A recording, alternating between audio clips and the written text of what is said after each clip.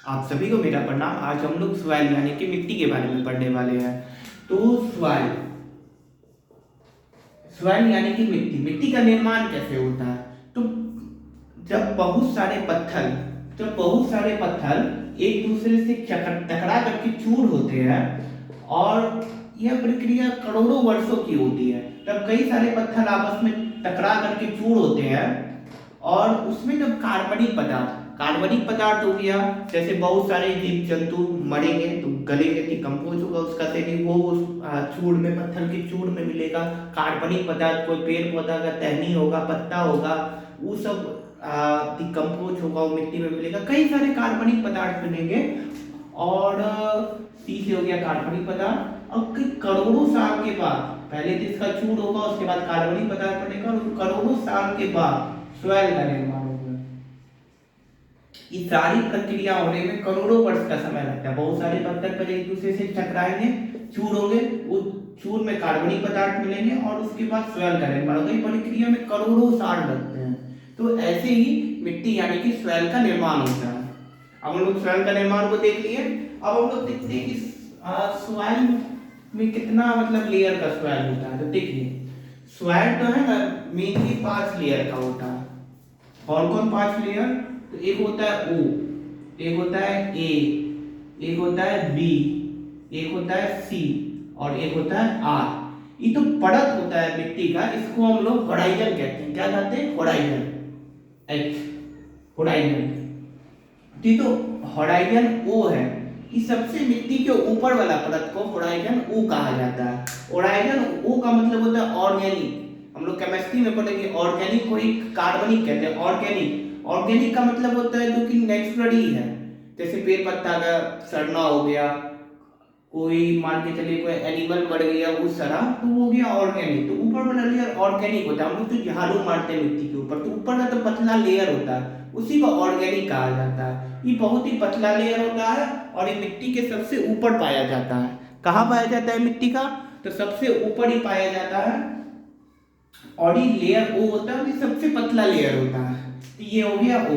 उसके बाद ए, हम लोग देखते हैं गन्ना का पेड़ पौधा, लगभग मेरे हाइट का लगता है 7 फीट 6 फीट इतना होता है। हम लोग देखते हैं मकई का पेड़, अभी मकई का समय है, मकई का, गेहूं का, ये सब होराइजन ए में रहता है।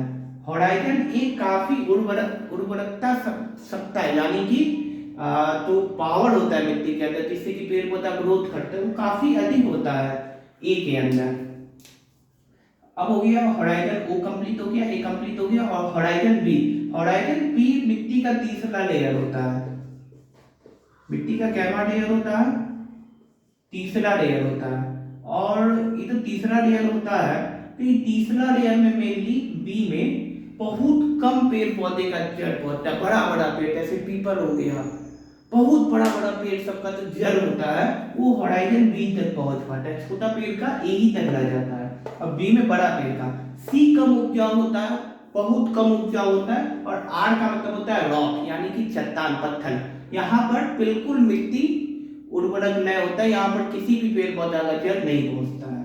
तो ई हो गया इसका पांचों टाइप्स। अब तो इंडिया में एग्रीकल्चर डिपार्टमेंट है, इंडियन एग्रीकल्चर डिपार्टमेंट, उन्होंने मिट्टी को कई प्रकारों में बांटा है। हम लोग उन प्रकारों को देख लेते हैं। पहला प्रकार होता है मरुस्थल मिट्टी, और मौ से लिख देते हैं मरुस्थल मिट्टी। दूसरा हो जाता है पर्वतीय मिट्टी। अभी मरुस्थल मिट्टी और पर्वतीय मिट्टी दोनों को एक ही बार में देख लेते हैं। जो मिट्टी मरुस्थल में पाया जाएगा उसको मरुस्थलीय मिट्टी कहते हैं। अब स्वाभाविक बात है, मरुस्थल में पाया जाएगा तो उसके अंदर मतलब सिंचाई बहुत ज्यादा देना पड़ेगा, उसके अंदर रेत की मात्रा अधिक होगी, तो फसल के हिसाब से वो मिट्टी बिल्कुल सही रहता है। और पर्वतीय मिट्टी, जो मिट्टी पर्वत में पाया जाएगा पर्वतीय मिट्टी होगा। बस क्लियर। जो मिट्टी रेगिस्तान में पाया गया मरुस्थल में, मरुस्थलीय मिट्टी हो गया, और जो पर्वत पे पाया गया पर्वतीय मिट्टी हो गया। अब हम लोग देखते हैं जलोढ़ मिट्टी। जलोढ़ मिट्टी, जलोढ़ मिट्टी क्या है? इसका नाम ही से पता चल रहा है, जल ओढ़, यानी कि जल के द्वारा ओढ़ाया गया।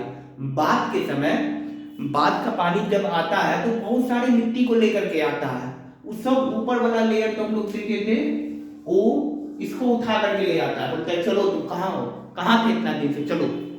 उसको बोल लेता है कि आज से तुम मेरा दोस्त हुए, चलो मेरे साथ बात का पानी कहता है, उसको ले करके आता है। वही होता है जलोढ़ मिट्टी, काफी अधिक उपजाऊ होता है। और जलोढ़ मिट्टी भी दो प्रकार का होता है, एक होता है नवीन जलोढ़ और एक होता है पुरानी जलोढ़। अभी नवीन जलोढ़ क्या हुआ, अभी बाढ़ आ गया, मान के चलिए जून में बाढ़ आ गया और जुलाई तक रहा और जुलाई में खत्म हो गया। तो अब तो जुलाई अगस्त सब का समय में तो यहाँ पर तो मिट्टी आया, वो हो गया नवीन जलोढ़। और पुरानी जलोढ़ आता है कभी 5 साल 10 साल में एक बार आ गया, बात आ गया, तो हो गया पुरानी जलोढ़। अब जलोढ़ मिट्टी भी दो प्रकार के होते हैं, एक में जिसमें बालू कम पाया जाएगा, एक में बालू ज्यादा पाया जाएगा, तो दोमट मृदा।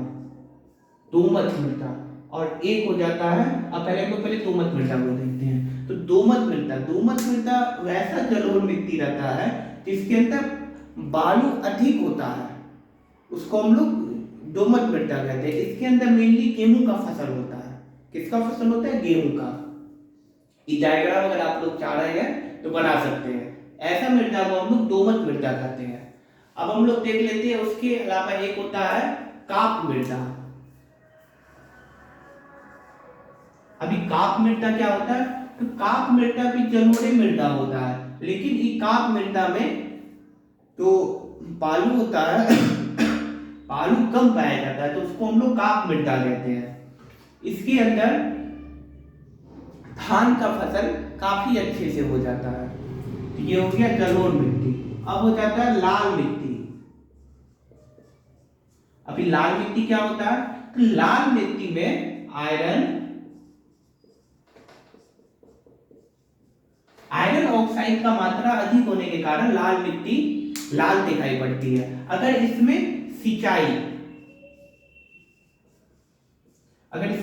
का बंदोबस्त कर दिया जाए तो लाल मिट्टी में मोटा अनाज जैसे जौ हो गया, बाजरा हो गया, ये सब आसानी से हो सकता है। तो इसी को कहा जाता है लाल मिट्टी। ये मेनली अगर आप इंडिया का मैप देखिएगा तो ये वाला जो क्षेत्र होता है, यहां पर ये मिट्टी मेनली पाया जाता है, लाल मिट्टी का। जैसे झारखंड लाल मिट्टी वहां पर पाया जाता है। अब इसके बाद हो जाता है लेटराइट मिट्टी। अभी लेटराइट मृदा क्या होता है? तो ये मृदा यहाँ पर पश्चिमी तट के पास पाया जाता है। यहाँ पर तो मृदा पाया जाता है, लेटराइट मृदा होता है। ये मृदा का खासियत क्या होता है? तो ये दानेदार होता है, बहुत सारा दाना होता है मृदा में। और इसके अंदर काजू मतलब जो भी दराज स्रोत होता है वो सब का खेती बहुत अच्छा से हो सकता है। चाय हो गया, कॉफी हो गया, काजू हो गया, ये सब का खेती दराज स्रोत काफी अधिक खेती इसमें होता है, काफी अच्छा खेती होता है इसमें। तो जलोढ़ हो गया, लाल हो गया, लैटराइट हो गया। अब होता है काली मृदा। अभी काली मृदा को हम लोग रेगुन मृदा भी कहते हैं। काली मृदा यहाँ गुजरात, महाराष्ट्र ये सब साइड पे पाया जाता है। इसके अंदर कपास की खेती काफी अधिक होती है। ये पानी को काफी अधिक अवशोषित करता है। और एक बात है इसमें कि अगर ये पानी को अवशोषित कर लिया, लेकिन उसके बाद धीरे धीरे करके ऊपर से मिट्टी में दरार आ जाता है, फंस जाता है। देखने में लगेगा कि मिट्टी में कितना दिन से पानी नहीं दिया गया, लेकिन अंदर के साइड पूरा पानी जमा रहता है। यही होता है काली मृदा। काली मृदा में कपास की खेती काफी अधिक होती है, तो इसको कहा जाता है काली मृदा। तो हम लोग 6 टाइप की मृदा, पर्वतीय मृदा, मरुस्थलीय मृदा, जलोढ़, लाल, काली, लेटराइट, ये सारी मृदा को हम लोग देख लिए। मृदा चैप्टर इतना ही बड़ा रहता था, इसमें सारा कुछ हम लोग मृदा के बारे में बता दिए। ये काप मृदा था, ये दोमट मृदा था। काप मृदा को एक कछारी मृदा भी कहा जाता है, इसके अंदर बालू का मात्रा कम होता है, और दोमट मृदा में बालू का मात्रा अधिक होता है। तो यही सब था मृदा का प्रकार। आगे का क्लास कल करेंगे, तब तक के लिए जय हिंद।